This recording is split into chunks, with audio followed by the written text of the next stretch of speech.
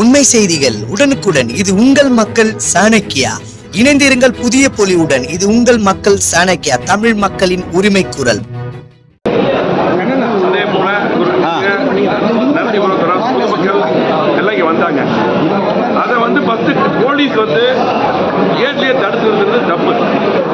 பொதுமக்கள் நிற்கும் போது அவங்கள கேட்ல இருந்து விடாம தடுத்து நிறுத்துறது அது ஏற்றுக்க முடியாது.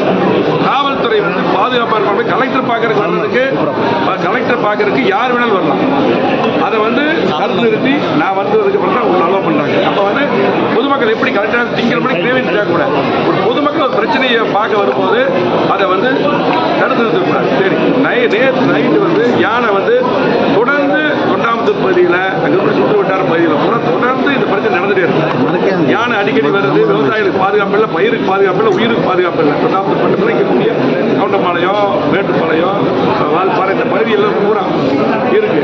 குறிப்பாக நேற்று நைட்டு விராலியூர் அந்த பகுதியில் யானை நைட்டு ஒரு பூசாரி அடிச்சிருக்கு. அதுக்கப்புறம் பொதுமக்கள் பாரத்தோட சேர்ந்து யானை விரட்டும் போது 2 பேர் அடிச்சு ஒரு பையன் இறந்துட்டாங்க. அப்போ அதுக்கப்புறம் காலையில் 6:30 மணிக்கு 3 பேர் அடிச்சிருக்கு. நைட்டே ஃபாரஸ்ட் டிபார்ட்மெண்ட் நைட் இன்சிடென்ட் ஆனது உடனே அவங்க இருந்து அதை யானை விரட்டியிருந்தா காலையில் அவங்க அடிச்சிருக்காங்க. அப்போ ஃபாரஸ்ட் டிபார்ட்மெண்ட் எந்த வேலையுமே செய்யல. தொடர்ந்து ஃபாரஸ்ட் டிபார்ட்மெண்ட் பேரளவுக்கு வர்றாங்க, அப்படி பார்க்குறாங்க, போயிடுறாங்க இல்லையா, இருந்து அது பண்றது இல்லை. அதே போல அங்கே வரும்போது அது விரட்டக்கூடிய என்னென்ன பட்டாசோ என்னென்ன தேவையோ அதையும் சரியான முறையில் அதுக்கு நிதியுதவி கூட இன்னைக்கு ஒதுக்கிறது இல்லை. அது மட்டுமல்ல, டார்ச் லைட் விவசாயிகளுக்கு கொடுக்கறது.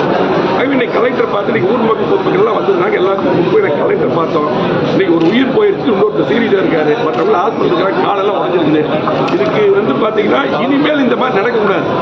தொடர்ந்து நாங்கள் இதுக்கு முன்னாடி ஒவ்வொரு தடவை கலெக்டர் பார்க்கும்போது நாங்கள் எம்எல்ஏ வலியுறுத்திட்டு இருக்கோம். அதே போல இதுக்கு முன்னாடி அகலி நாங்கள் இருக்கும்போது வெட்டினோம். அது பூரா மண்ணு மேய்ச்சி அதை சரிப்படுத்தல.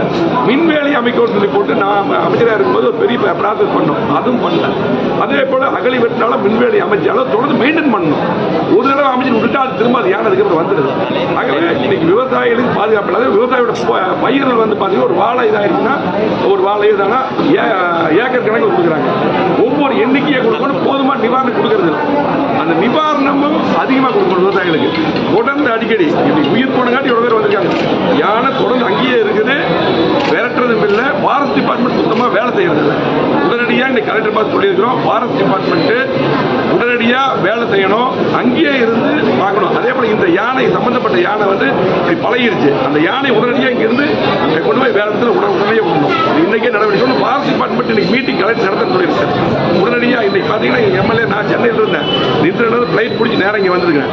அதுமாதிரி பொதுமக்கள் பூரா இன்னைக்கு சேர்ந்து வந்திருக்காங்க. எல்லாத்துக்கும் ஒவ்வொரு வேலை இருக்கு. வேலையில் விட்டுட்டு இங்கே வர்றாங்க அப்படின்னா எல்லாம் எதனா முக்கியமான ஒரு உயிர் போயிருச்சு, முக்கியமான பிரச்சனை. தொடர்ந்து இந்த பிரச்சனை இருந்துட்டே இருக்குது. அங்கே இருக்கக்கூடிய மக்களுக்கு பாதுகாப்பு இல்லை, அந்த பகுதியில் இருக்கிற மக்களுக்கு பாதுகாப்பு இல்லை. இந்த பாதுகாப்பை மாவட்ட ஆட்சித்தலைவர், அதிகாரிகள், ஃபாரஸ்ட் டிபார்ட்மெண்ட், குறிப்பாக ஃபாரஸ்ட் டிபார்ட்மெண்ட் நான் குற்றம் சாட்டுறேன், அவங்க மெத்தனை போக்கா இருக்கிறாங்க. கைவிட்டுட்டு பாதுகாப்பாக இருக்கணும்.